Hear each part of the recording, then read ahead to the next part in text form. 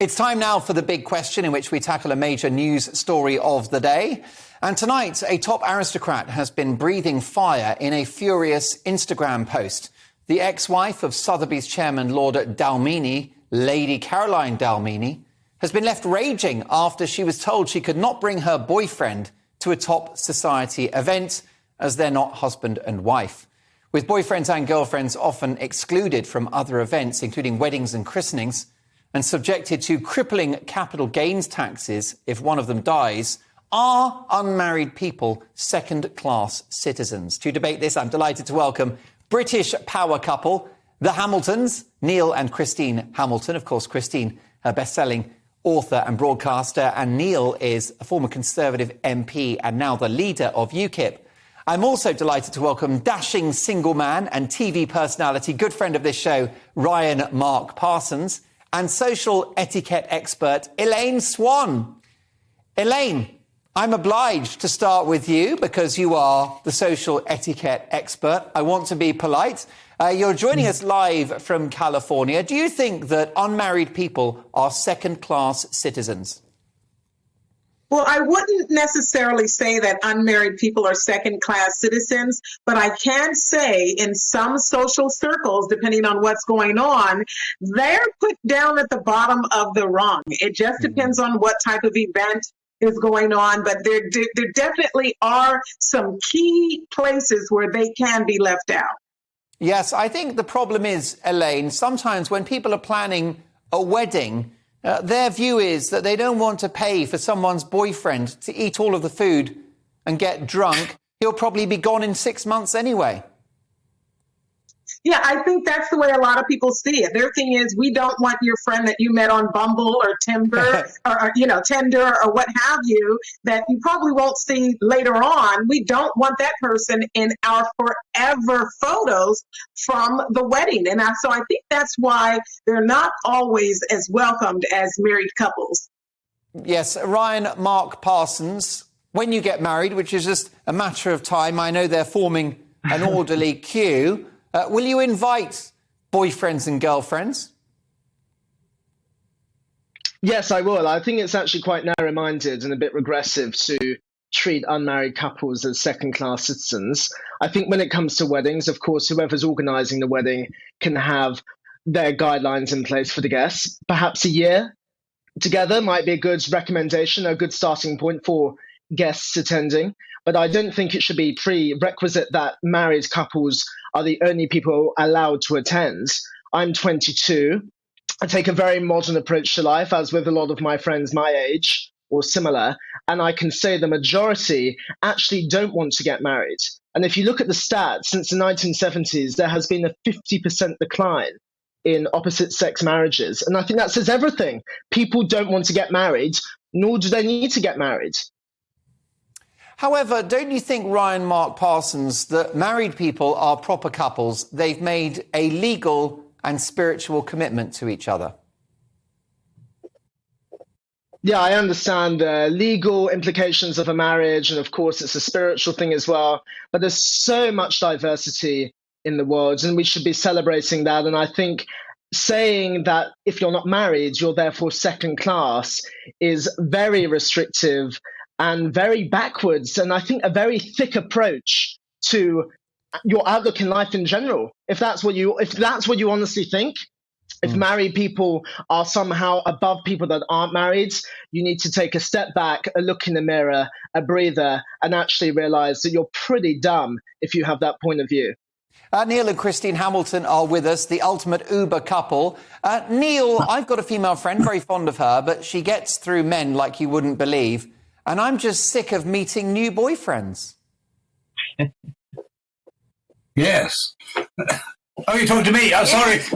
I'm not used to speaking without my wife's permission, of course. But Rubbish. But there it is. No, well, I rather agree that if you've got a private party, you really want to know who you're inviting to it, and if you have a couple that you only know one part of it, really, and the other is just somebody who's a fly-by-night, then it's a bit of a risk, isn't it? But I wouldn't say that the unmarried people are second-class citizens. Nobody's going to make that claim, I think. But I do think that in our own personal lives, we do want to know who's going to come and stay in our house, or who's going to attend a party, or whatever. I think marriage is a great thing, of course. Although I didn't really have much choice in the matter. I didn't make a proposal to Christine. I had an ultimatum from her, and there it is, and we're still together 40 years later. And I'm pleased to hear it. Christine, I think that unmarried people are second-class citizens, certainly in the eye of the law and in the view of the taxman, because if you're not married, if your boyfriend or girlfriend passes away, you'll be clobbered by HMRC. So the authorities certainly consider unmarried people lesser. Well, I think it's in the case of Caroline Dalmeny, it's a question of, was he a boyfriend or a partner? And she seems to have taken this incredibly personally. Well, I don't think it was personal. If you're organising a social event and numbers are limited, whether it's a wedding or whatever, I think you're perfectly entitled to prioritise the people who've made a commitment. And I have no idea how long she'd been going out with this fellow. Maybe a couple of months. I mean, in which case I think she's overreacted. We know Caroline; she's a very feisty, sparky lady, so I'm not surprised she's gone over the top. But yes, I mean, the tax system does encourage marriage. Well, what's wrong with that? Because all the statistics show that families bring up children, they're more stable, the children are, generally they're happier, they're healthier, they're better educated, etc., etc. All the statistics show that children are better off in a stable married relationship. But nobody's suggesting that they're second-class citizens. Marriage is not for everybody. It happens to suit us, but my goodness, not everyone, no. I'm glad it suits you, Christine. Spare me the gory details. It's a family show, but I know you have a very full marriage. But Christine, should we encourage marriage by making people who are married even more privileged? Because that's certainly how it was in Victorian times. I mean, you just wouldn't get by in society if you didn't have a ring on your finger. Do we need to go back to those times where it really is an upgrade to have tied the knot? No, we certainly don't want to go back to Victorian times, but in Victorian times, if you were having children out of wedlock, that was seriously problematic, and you would probably end up in a very poor situation, if not in the workhouse. So marriage was definitely to be encouraged in those days. And I would encourage it now. If people want to start a family, I would suggest they get married. It's not obligatory, and I'm not laying it down for everybody. I don't really care what other people do. You only lay it down for Neil. For the sake of the stability of society, it is much better that people form long-term committed relationships. And as I said, all the statistics show that if you've got the legal bond, you are more likely to stay together. You are more likely to stay together through the bumps that are bound to be there on the road. Life is not a bed of roses. Neil, before I come back to Elaine and Ryan Mark, can we talk about the political aspect of this? Because it's good for the country, isn't it, when people get married? It creates a stable society and supports the idea of the nuclear family. I don't mean, husband and wife and 2 kids. It can be a gay couple, you name it. But the principle of marriage is a pretty stabilising force in any society. Do we not miss that? Yeah, well, marriage, of course, developed organically from the days when we were just living in the middle of nowhere, and marriage developed as a social unit for mutual protection and support, and that is what marriage should be. Obviously, today we have very fluid relationships, and marriage isn't what it was. It's very easy to get married. It's very easy now to get divorced too. And so to that extent, of course, the legal construct within which we all operate is very different from what it was even 50 years ago, let alone 100 years ago or 1,000 years ago. But I do believe that making some kind of a legal commitment is a good thing, because if you've got any kind of sense of responsibility, you consider this before you enter into such an arrangement, and you certainly consider it before you dissolve it.